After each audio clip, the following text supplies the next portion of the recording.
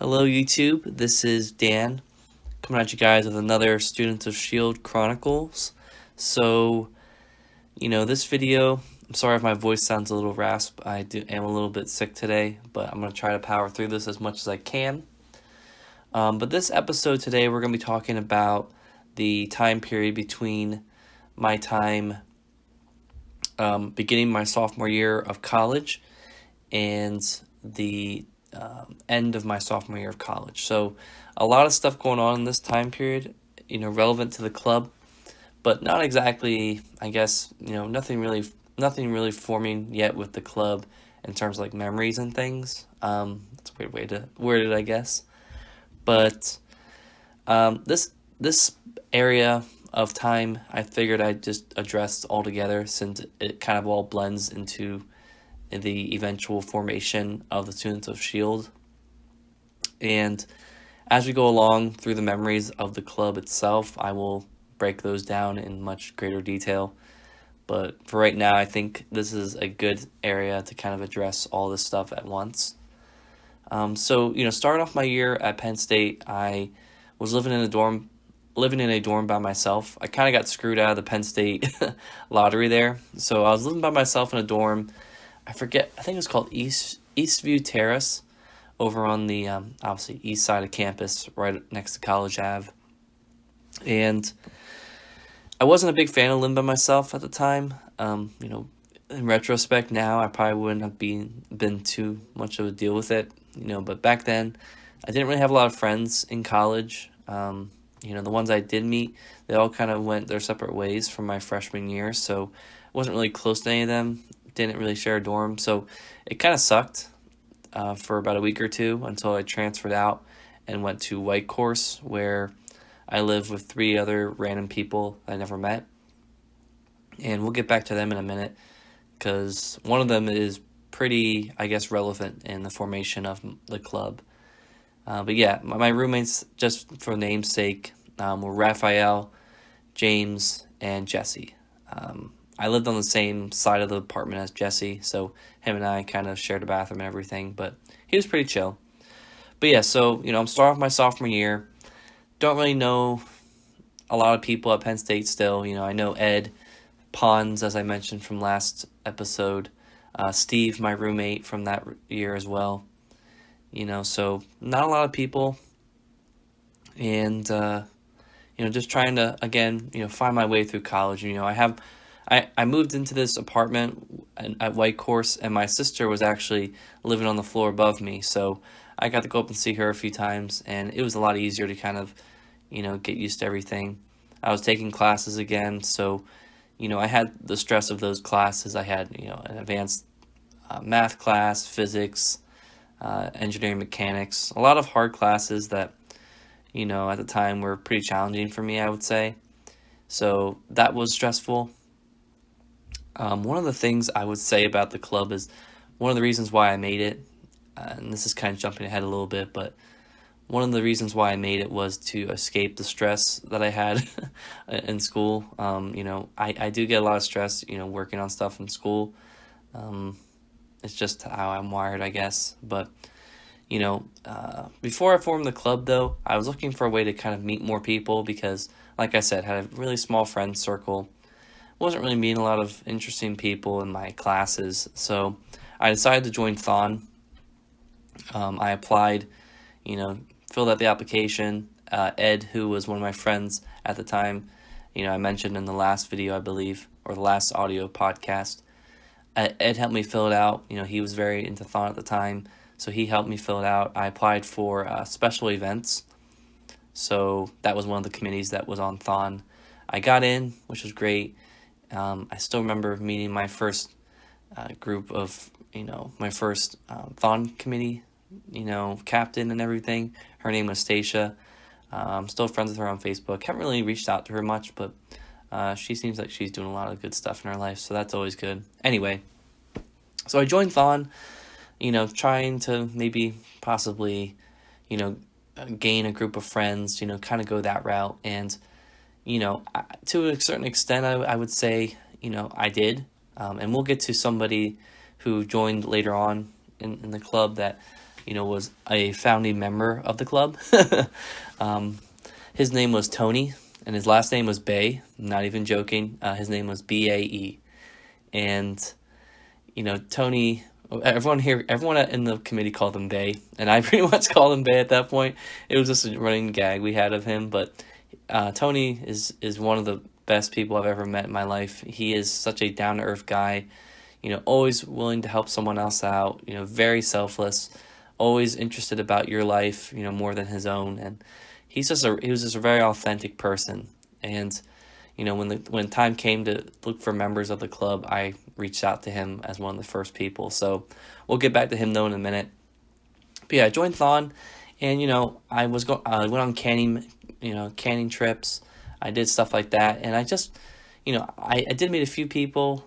Just wasn't getting the connection I was hoping for. It wasn't anything that Thon did wrong or right that made me feel that way. It was just I just didn't feel a really close connection with some of the people. I went to parties with some of them, didn't really feel anything. So, obviously the year after that, I would do Thon again. I liked the concept of Thon as a whole, so still kept doing it. But I remember fast forwarding a little bit here.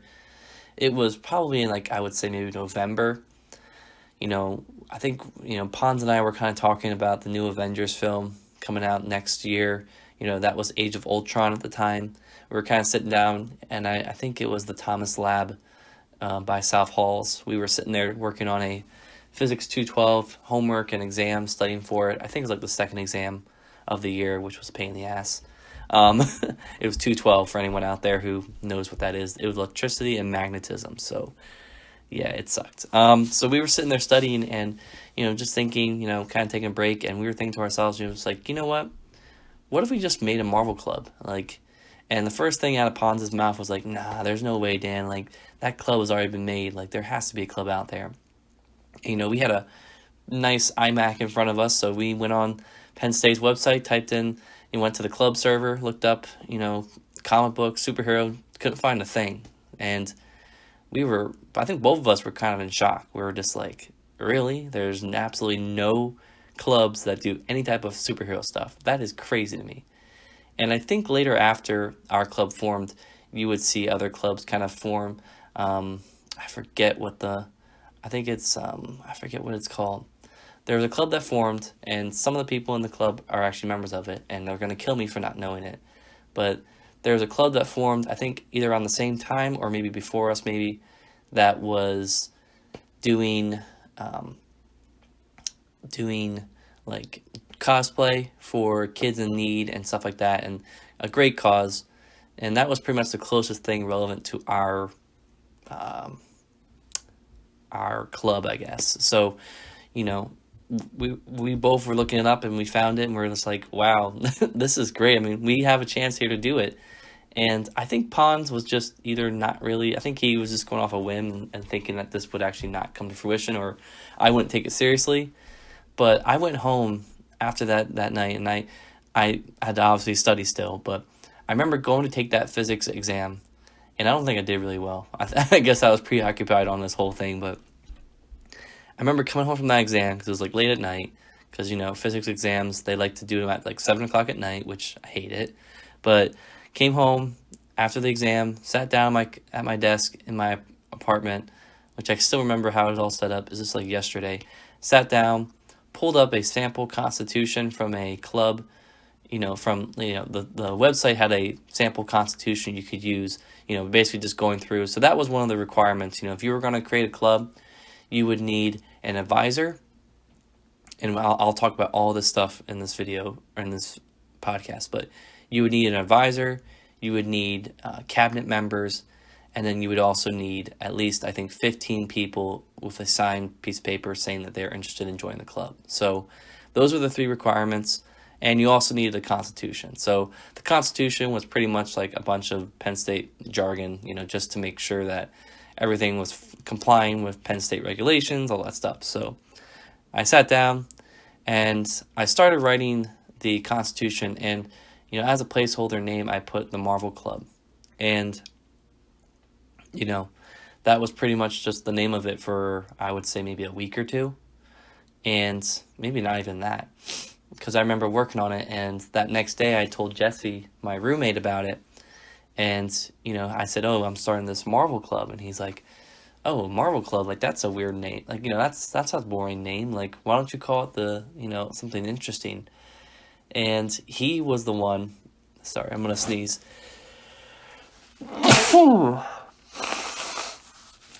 Sorry. Ugh. God, I knew I was going to sneeze at some point in this video, just didn't know it was going to be this soon. Okay, so, but yeah, he was the one who came up with the name Students of S.H.I.E.L.D. I can never claim responsibility for that. I was, I think at the time, back in 2014, early 2015, I was following Agents of S.H.I.E.L.D., so that just came up. So we watched it. He recommended it to me, and as soon as I heard the name, I'm like, boom, that stuck. And the whole reason why the official name of the club is called the Students of S.H.I.E.L.D., in parentheses, the Marvel Club, is so that when people would search it on the database, Marvel would come up and they would find it. That was the only reason why I kept that other surname there. But obviously it was helpful for recruiting a lot of other people. So got the Constitution, got the name. Now the next step was to recruit people to join the club. And I remember, I also had to form a cabinet. So each club at Penn State requires a, let me just look out, I'm looking at time. Okay. Each club at Penn State requires a president, vice president, secretary, treasurer, and web team coordinator. So obviously, I guess, since I was the founder, I wrote the Constitution, I was the president. Pons was my vice president. I remember emailing him. Sorry, I gotta blow my nose again.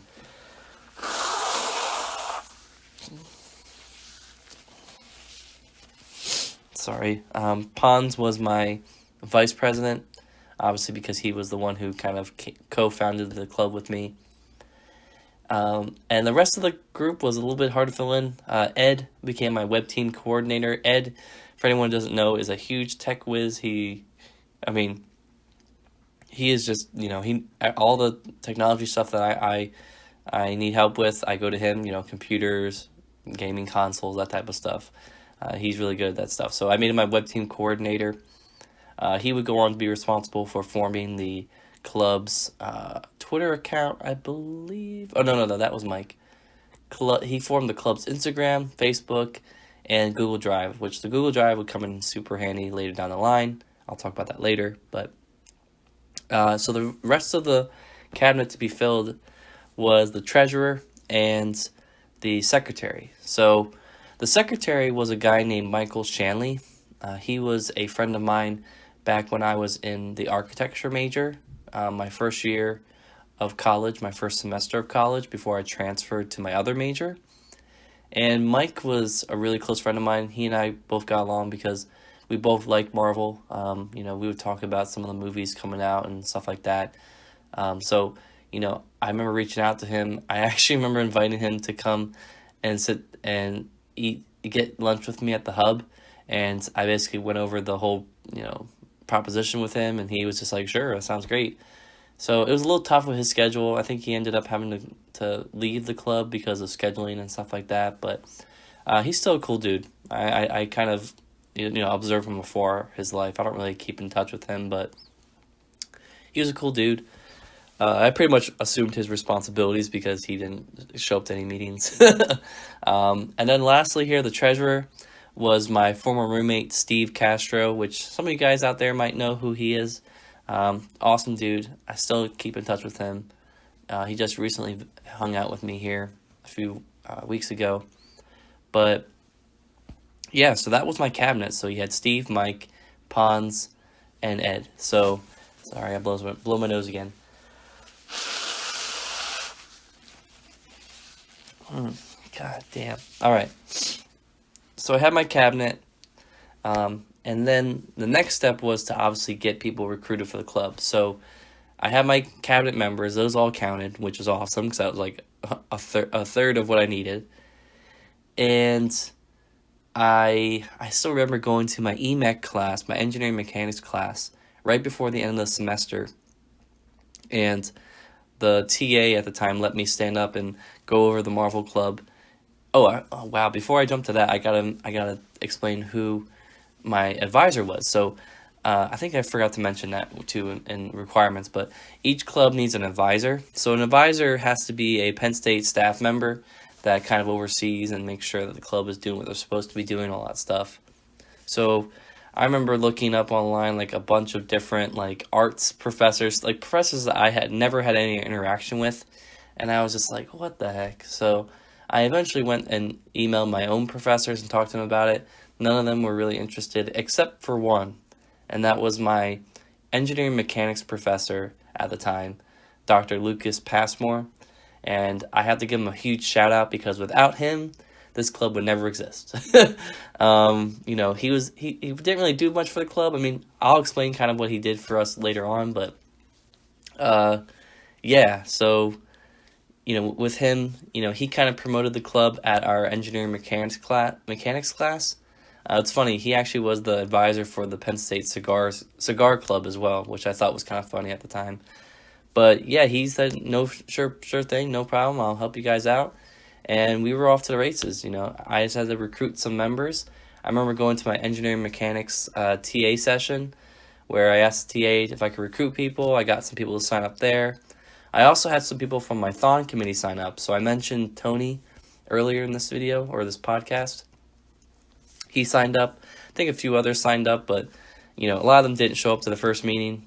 So I got the signatures. They got me through the door, and Penn State, I submitted it to review. I think it was definitely during finals week. I remember dropping it off at the hub, and I was a little nervous because I wasn't sure if they were still open. So, yeah. So it was pretty much submitted right before break. I wasn't sure when we were going to get approved, and I wasn't even sure if we were going to be involved in the involvement fair, which kind of sucked. And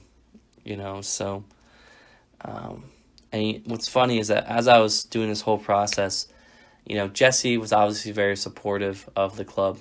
He's the one who came up with the name. My other roommates, James and Raphael, didn't really like him too much. Raphael basically told me from the beginning that this club would never work, that it was a stupid idea, that what would you do? How would you spend the meetings, all this stuff? And I gave him all these ideas, and he was just like, yeah, that sounds dumb.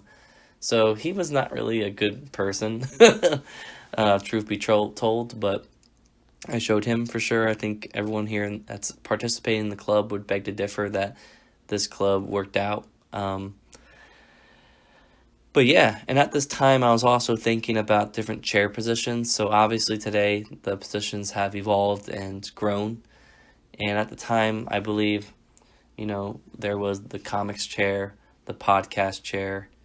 Some of these positions were not filled by anybody because we didn't really have those programs yet, but that was something that was kind of stirring in my mind before, the club was created. Let's see. Yeah, so Christmas break came, submitted the forms, and it was pretty much a waiting game for the 3 weeks between Christmas and New Year's, coming back from break. And I remember receiving an email the Saturday, or I think it was either Friday or the Saturday before coming back for the next semester. I remember receiving an email from the hub saying that we were approved, that this is our slot for the involvement fair, and what to bring and all that stuff. And I never did an involvement fair in my life for a club, so I had no idea what to do. So I went out to Staples. I still remember making this run. It was like a few days before I went back from break. Went to Staples with my dad and my sister. We bought a trifold. I remember going to Target and getting 2 posters. One of them I think was Spider-Man. The other one, I can't remember what it was, but I got 2 posters, got a bunch of construction paper, printed out some stuff, and made a trifold.